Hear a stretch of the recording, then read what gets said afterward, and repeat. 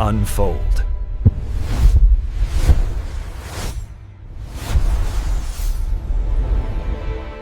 여러분, 한국 하면 세계에서 가장 연결이 잘 된 사회로 유명하잖아요. 근데 참 아이러니하게도 바로 이곳에서 수십만 명의 젊은이들이 말 그대로 사라지고 있습니다. 네, 진짜로요. 오늘 이 이야기에서는 그 방 안에 갇힌 이들의 미스터리를 한번 따라가 보려고 합니다. 자, 이 숫자 좀 보세요. 54만 명. 이게 보건복지부에서 추산한 우리나라 고립운둔 청년의 수예요. 와, 이게 그냥 숫자가 아니고요. 웬만한 중소도시 하나가 그냥 통째로 사라진 거나 마찬가지인 규모입니다. 엄청나죠? 그러니까요. 대체 이 50만 명이 넘는 젊은이들 다 어디로 간 걸까요? 이게 바로 오늘 우리가 함께 풀어봐야 할 미스터리입니다. 도대체 무엇이 이들을 이렇게 보이지 않는 존재로 만들어버린 걸까요? 이게 뭐 그냥 나는 혼자가 좋아 이런 단순한 선택이 아니라는 건 이 데이터를 보면 정말 명확해집니다. 삶의 만족도 일반 청년의 거의 절반 수준이고요. 더 충격적인 건 자살을 생각해본 비율이 무려 75.4%, 33배나 높아요. 이건 정말 선택의 문제가 아니라 거의 생존을 위한 투쟁에 가깝다고 봐야 합니다. 자, 그럼 첫 번째 파트부터 시작해 볼까요? 우리가 직접 탐정이 된 것처럼 이 청년들이 살고 있는 그 방이라는 공간으로 한번 들어가 보겠습니다. 여기서 발견된 단서들을 통해 그들의 물리적인 현실을 들여다보죠. 방 안의 풍경은 때로는 정말 충격적입니다. 먹고 남은 배달 용기가 산처럼 쌓여있는 이른바 쓰레기산. 이건 에너지가 완전히 고갈됐다는 신호죠. 낮과 밤은 완전히 뒤바뀌어 버렸어요.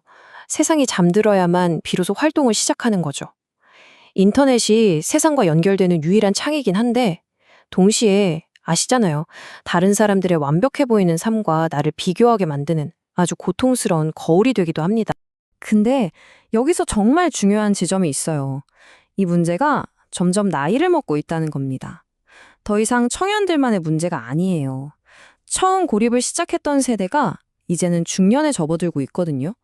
그러면서 문제는 완전히 새로운 국면으로 접어들고 있습니다. 이걸 바로 7040 문제라고 부릅니다. 말 그대로 70대 노부모가 40대가 된 은둔 자녀의 생계를 여전히 책임지고 있는 그런 기형적인 구조가 나타나는 거죠. 이건 이제 한 개인의 문제를 넘어서서요, 한 가정이 통째로 무너져 내릴 수도 있는 그런 시한폭탄 같은 상황인 겁니다. 도대체 무엇이 이들의 마음을 굳게 닫고 방문을 잠그게 만들었을까요? 자, 이제 시선을 밖에서 안으로 한번 돌려보겠습니다. 그들을 숨게 만드는 내면의 힘, 그 심리적인 원인을 파헤쳐보죠. 사실 놀라운 건요, 고립 청년들 중에 상당수가 예전에는 소위 모범생이었던 경우가 많다는 거예요. 완벽해야만 해라는 이 엄청난 압박감, 이걸 부적응적 완벽주의라고 하는데요. 이게 실패를 그냥 실패로 받아들이지 못하고 존재 자체가 무너지는 것처럼 느끼게 만드는 거죠. 이런 좌절이 반복되다 보면 뭘 해도 소용없구나 하는 학습된 무기력에 빠지게 되고요. 결국 감당할 수 없는 세상으로부터 완전히 철수해버리는 길을 택하게 되는 겁니다. 여기서 죄책감이랑 수치심의 차이를 아는 게 정말 중요해요. 죄책감은 내가 나쁜 행동을 했어 라는 거잖아요? 근데 수치심은 나라는 존재 자체가 글렀어 라고 느끼는 거예요. 이 깊은 수치심, 이게 바로 다른 사람들의 시선이 닿지 않는 곳으로 자꾸만 숨어들게 만드는 핵심적인 이유가 됩니다. 그리고 여기에 기름을 붓는 게 있죠? 바로 SNS입니다. 친구들은 인스타에서 다들 갓생 사는데 나는 방구석 실패자일 뿐이야. 이런 생각들. 화려하게 편집된 남들의 삶과 내 초라한 현실을 비교하면서 느끼는 이 지독한 상대적 박탈감. 이 비교 지역이 방문을 더 단단하게 걸어잠그게 만드는 거죠. 하지만 이 모든 걸 그냥 개인의 나약함이나 심리 문제로만 볼 수는 없겠죠. 54만 명이라는 숫자는요, 이건 사회 구조가 이들을 밀어내고 있다는 아주 강력한 증거거든요. 이제 그 사회가 남긴 지문들을 한번 따라가 보겠습니다. 마치 출구가 없는 시스템 같아요. 괜찮은 일자리는 너무 적고 청년들은 그 자리를 차지하려고 초인적인 스펙을 쌓다가 그냥 번아웃 돼버립니다. 부모님한테 의지하는 캥거루족이요? 이게 안전망이 아니라 오히려 자립을 막는 덫이 되기도 하고요. 그리고 결정적으로 이들은 기존의 복지 시스템으로는 전혀 보호받지 못하는 완벽한 사각지대에 놓여 있습니다. 이렇게 이들을 그냥 내버려두는 대가는 정말 어마어마합니다. 청년재단 연구를 보니까 고립 은둔 청년 때문에 발생하는 사회적 비용이 1년에 무려 7조 5천억 원이래요. 와, 이건 이제 그냥 남의 일이 아닌 거죠.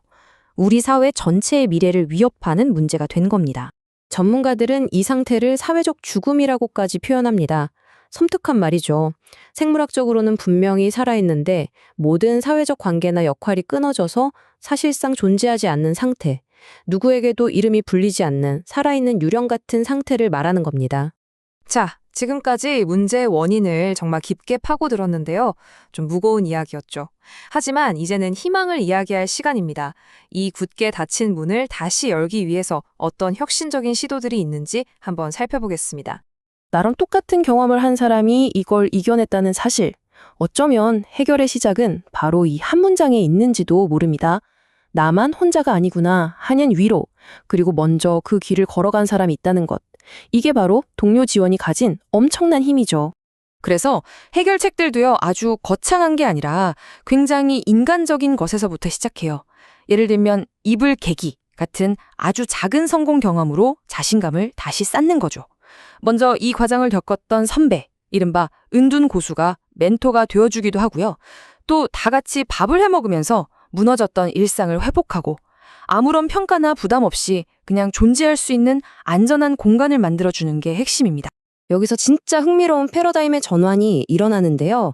이 고통스러웠던 고립의 경험이 더 이상 숨겨야 할 부끄러운 과거가 아니라 남을 도울 수 있는 아주 특별한 강점이자 스펙으로 재정의되는 겁니다. 깊은 어둠을 지나와 본 사람이기에 다른 사람의 아픔을 더 깊이 이해할 수 있는 상처 입은 치유자가 되는 거죠. 54만 개의 닫힌 문이 다시 열리려면요. 문 밖에서 나 여기 있어요 라는 따뜻한 신호를 계속 보내주는 사회가 필요합니다. 오늘 이야기를 마치면서 결국 질문은 우리 각자에게 남는 것 같아요. 실패해도 괜찮다고 언제든 다시 시작할 수 있다고 말해주는 그 첫 번째 인기척이 되어주기 위해서 여러분은 그리고 저는 무엇을 할 수 있을까요?